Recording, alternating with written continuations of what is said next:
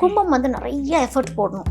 இந்த தடவை எஃபர்ட் மேலே எஃபர்ட் போட்டாலுமே நேரங்காலம்னு ஒன்று இருக்குல்ல, அந்த நேரங்காலம் தான் அவங்களுக்கு பிரச்சனையை தவிர்த்து அவங்க பிரச்சனை இல்லைங்கிறத அவங்க புரிஞ்சுக்கணும். பண வரவுங்கிறது அவங்களுக்கு கொஞ்சம் நல்லாவே இருக்குது. என்னென்னா பணம் வந்த வேகத்துக்கு வெளியே போய்டும். அதில் தான் அவங்க கொஞ்சம் கவனம் செலுத்தணும். கடன் மேபி அடைச்சிருந்துருக்கலாம். இது கடன் அடைக்கிறதுக்கான காலம், உகந்த காலம். நீங்கள் என்ன விதை விதைச்சிங்களோ அதுக்கான அறுவடை கரெக்டாகவே நான் உங்களுக்கு தருவேன். இன்னும் குரு கொடுக்க தயாராக தான் இருக்கிறாரு. சனி கொஞ்சம் ஸ்டாப் பண்ணி வச்சுருக்கு அப்படிங்கிற விஷயத்த அவங்க புரிஞ்சுக்கணும். கும்பராசினியர்கள் மேம், இந்த கும்பராசினியர்களுக்கு குரு பயிற்சியில் என்னென்ன மாதிரியான நன்மைகள்லாம் நடக்க காத்திருக்கு?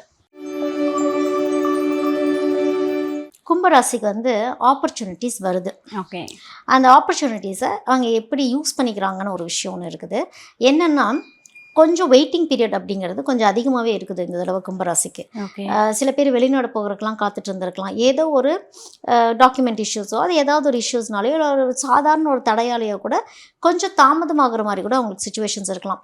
கும்பம் வந்து நிறைய எஃபர்ட் போடணும் இந்த தடவை. எஃபர்ட் மேலே எஃபர்ட் போட்டாலுமே நேரங்காலம்னு ஒன்று இருக்குல்ல, அந்த நேரங்காலம் தான் அவங்களுக்கு பிரச்சனையை தவிர்த்து அவங்க பிரச்சனை இல்லைங்கிறத அவங்க புரிஞ்சுக்கணும். ஓகே, ஸோ குரு கொடுக்குற கான்ஃபிடென்ஸே அதுதான்.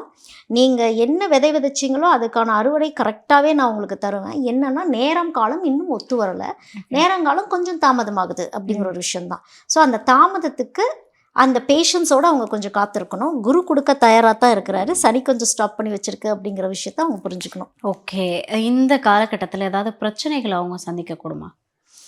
பிரச்சனைகள்னால் நல்லது பண்ணணுமே நினச்சா கூட அவங்கள சுற்றி இருக்கவங்க அவங்கள எப்படி அண்டர்ஸ்டாண்ட் பண்ணிக்கிறாங்கன்னு ஒரு விஷயம் இருக்கும். ஏதாவது ஒரு கடமைகள் அப்படின்னு அவங்க பண்ணுறாங்க, ஒரு வேலை பண்ணுறாங்க அப்படின்னா அது முழுசாக அவங்க பண்ணிக்கிறது நல்லது. எங்கேயாவது ஒரு இடத்துல ஏதாவது ஒரு ஷார்ட்கட்டு, இல்லை இது சரியாக வராது, பரவாயில்ல இதை ஸ்கிப் பண்ணிட்டு நம்ம இன்னொரு விஷயத்த போகலாம் அப்படின்னா எந்த விஷயத்தை ஸ்கிப் பண்ணாங்களோ அதில் தான் மாட்டுவாங்க கும்பம். ஸோ எங்கேயுமே ஸ்கிப் இல்லாமல் எதுவாக இருந்தாலும் நேர் வழியிலே போயிட்டாங்க அப்படின்னா கரெக்டாக இருக்கும். Okay, super ma'am. இந்த டைமில் வந்து கும்பராசினியர்கள் வந்து தொழில் தொடங்கணும் அப்படின்னு நினச்சாங்கன்னா தொடங்கலாமா? இந்த வருடம் வேண்டாம். ஓகே, தொழில் தொடங்க அதாவது ஆரம்பிச்சிட்டோம் அப்படின்னா ஆல்ரெடி ஆரம்பிச்சிட்டாங்கன்னா எக்ஸிக்யூஷன் கொஞ்சம் சின்ன லெவல்லே இருந்துக்கிட்டும். எக்ஸ்பேன்ஷன் பெரிய லெவல் அப்படின்னு போவேன்னா ரொம்ப ஸ்மால் ஸ்கேலாக இருந்துச்சுன்னா ஓகே. ஏன்னா அவங்களுக்கு 2007 செகண்ட் ஹாஃபில் தான் கொஞ்சம் டைம் நல்லாயிருக்கு. எதுவாக இருந்தாலும் ஒரு பிரம்மாண்டப்படுத்திருக்கு அப்படின்னு. இந்த தடவை ஜஸ்ட் ஒரு புள்ளியாக வச்சு ஒரு trial and error time period அப்படின்னு சொல்லலாம் இந்த வருஷம். Super ma'am. இந்த டைமில் வந்து இப்போ திருமணத்துக்காகவோ குழந்தைக்காகவோ காத்துட்ருக்காங்கன்னா கிடைக்குமா? கொஞ்சம் காத்திருப்பு இன்னும் நீடிக்கிறது. அதனால் ஹெல்த் கொஞ்சம் கவனம், அவங்களுடைய சுவாசம் சம்மந்தப்பட்ட விஷயங்கள் எல்லாமே கொஞ்சம் கவனம். ஃபுட் ஹேபிட்ஸ்லேயும் கொஞ்சம் பார்த்து இருந்துக்கிறது நல்லது. பிபி சம்மந்தப்பட்ட விஷயங்கள்லேயும் கொஞ்சம் வயோதிகர்கள் பார்த்து இருந்துக்கிறது நல்லது. யாராவது ட்ரீட்மெண்ட் பேஸ்டாக போகிறாங்கனாலும் அதுலேயும் கொஞ்சம் கவனமாக இருந்துக்கிறது நல்லது. Okay, super ma'am. இந்த டைமில் ஒரு தொழில் தொடங்கணும் இல்லை வீடு வாங்கணும்னு நினைக்கிறாங்கன்னா இந்த டைம் வந்து அதுக்கு உகர்ந்த காலமாக இருக்குமா? பிளானிங் அவங்க போட்டுக்கலாம்.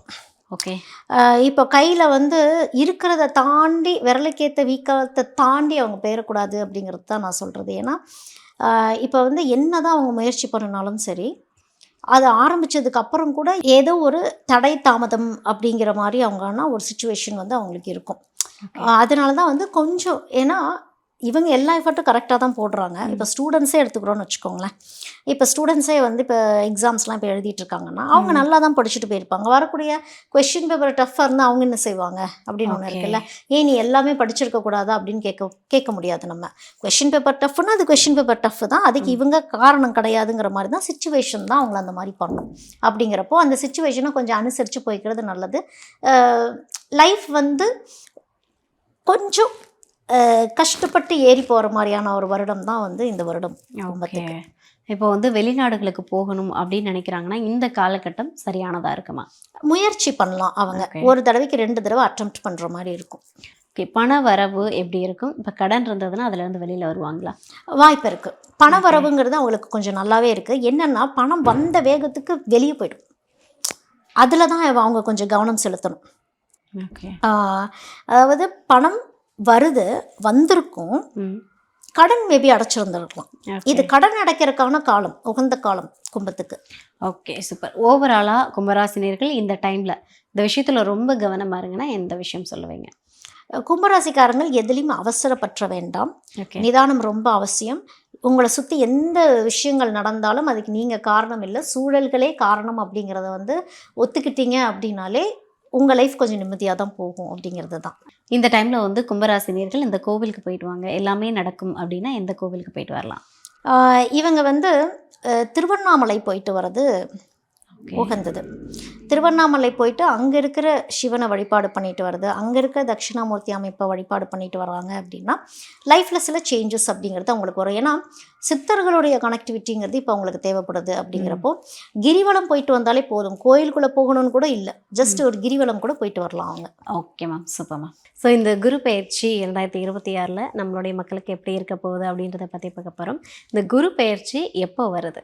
இந்த குரு பயிற்சி வந்து ஜூன் 2 வரைக்கும் மிதனத்தில் இருக்குது. ஜூன் 2க்கு அப்புறம் கடகத்துக்கு மாறுறாங்க. அதுக்கப்புறம் அக்டோபர் 31ஆம் தேதி வந்து கடகத்திலேருந்து சிம்மத்துக்கு போயிடுவாங்க. ஸோ தன்னுடைய இடத்துக்கே, அதாவது குரு உச்சமாக இருக்கக்கூடிய இடத்துக்கே வந்து குரு வரார் கடகத்துக்கு அப்படிங்கிறது தான் இதில் சிறப்பே. அதாவது இந்த குரு என்ன பண்ணுறாரு அப்படின்னா, சனியால் யார் யாரெல்லாம் ரொம்ப அவதிப்பட்டிருந்திருப்பாங்களோ அவங்களுக்கு கொஞ்சம் ரிலீஃப் ஸ்டேஜ் அப்படிங்கிற மாதிரி தான் ஒன்று இருக்கும். ஒரு சிலருக்கு வந்து புதனால் சில பாதிப்புகள்லாம் சில பேர்த்துக்கு இருந்திருக்கும், அவங்களுக்கும் ரிலீஃப் ஸ்டேஜ் வந்து குரு கொடுப்பார் அப்படிங்கிறது தான்.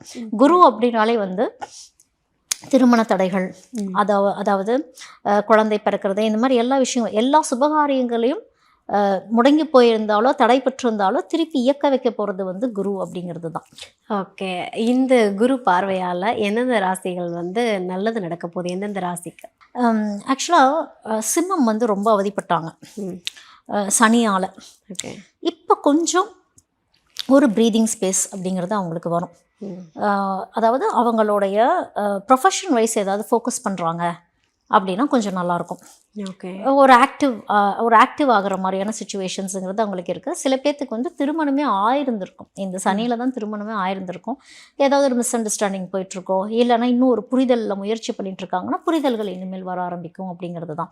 ரொம்ப ஹை லெவல் ஸ்ட்ரெஸ்ஸாக இருந்தவங்களுக்கு எல்லாத்துக்குமே, அது ராசியாகட்டும் லக்னமாகட்டும், லைஃப் பார்ட்னரால் நிறைய இஷ்யூஸ் ஃபேஸ் பண்ணவங்க சிம்மம் அதிகம்.